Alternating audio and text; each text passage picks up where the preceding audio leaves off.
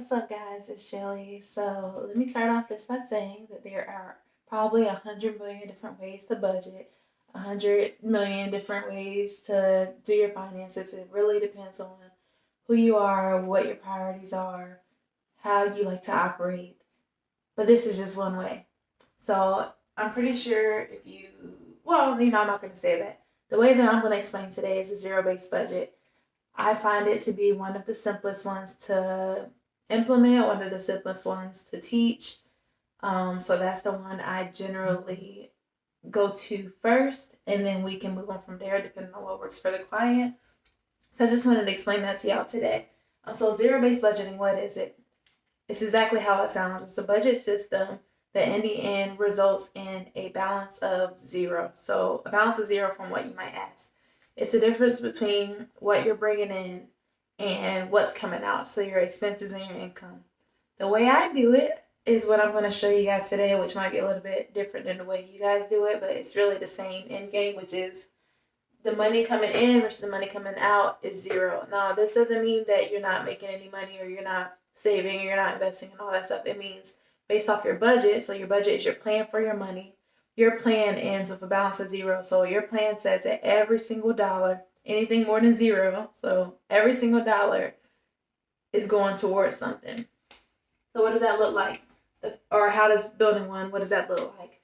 The first thing I have my clients do is to go through and write down expenses. So the expenses are going to be the very bare minimum, bare bones expenses. So if it's a credit card, a loan, any kind of thing, any kind of payment that can vary, you're going to write down the minimum payment, the minimum amount to keep those accounts in standing. Everything else like rent, car notes, utilities, and all that other stuff.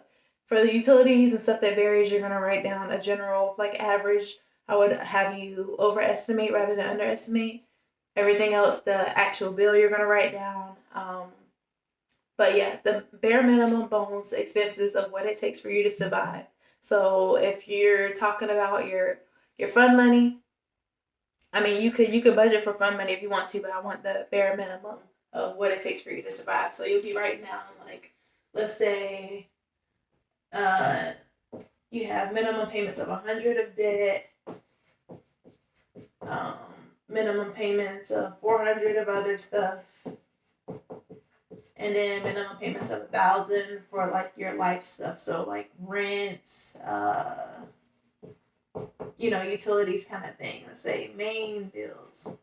I want you to write down a bare minimum of survival. Then go over here to this next column and write down income. Now notice that I wrote down minuses for all that. So if you remember from high school, we always did negatives, or when minus means negative. So I want you to imagine these as all like negatives, because if you don't have any money come in at zero, you're going to the negative with these things because you need to pay them, right? Unless you want to be homeless or something like that. So the next thing I want you to look at is your income.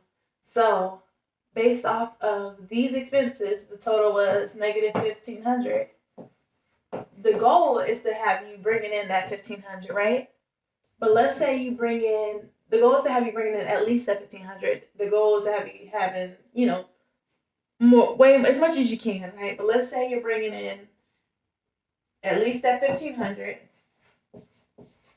Then obviously your budget is spaced out to zero, because that means everything that you have to pay, everything that you have coming in balances out to zero, because negative 1,500 plus 1,500 equals zero, or 1,500 minus the bills equals zero. I like to do from expenses to income because you can figure out ways to make more money. But once you get down to the bare bones of your expenses, you still can find ways to save more money. But this is a necessity, right? The income, you could figure out a method to improve that. So let's say that now, let's say you didn't make just enough of the income. Let's say you made 1,000.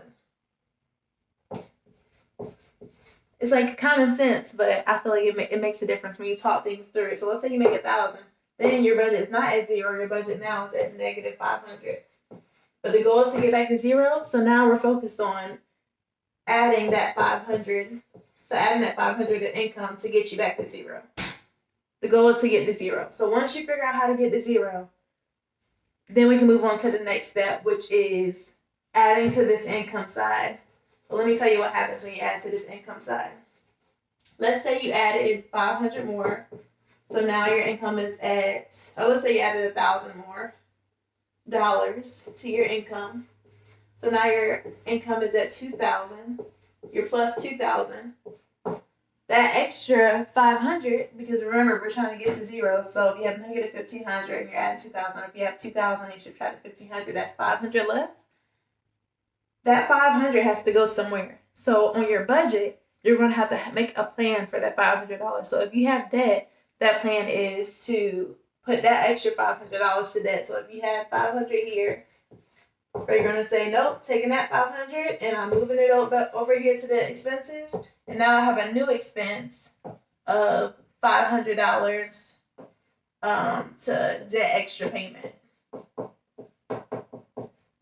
Now what that does is, in my head, now, like, rather if you just say, oh, I'm going to save whatever extra money and, I'm just going to put it here and put it there. No, if you say, oh, okay, I actually have a bill, an expense right here that says debt extra payment, $500. When you get that extra money, that's a bill. That is like kind of how when they say with saving, you're paying yourself first. Like, that is a priority. It's a fixed thing that you have to do.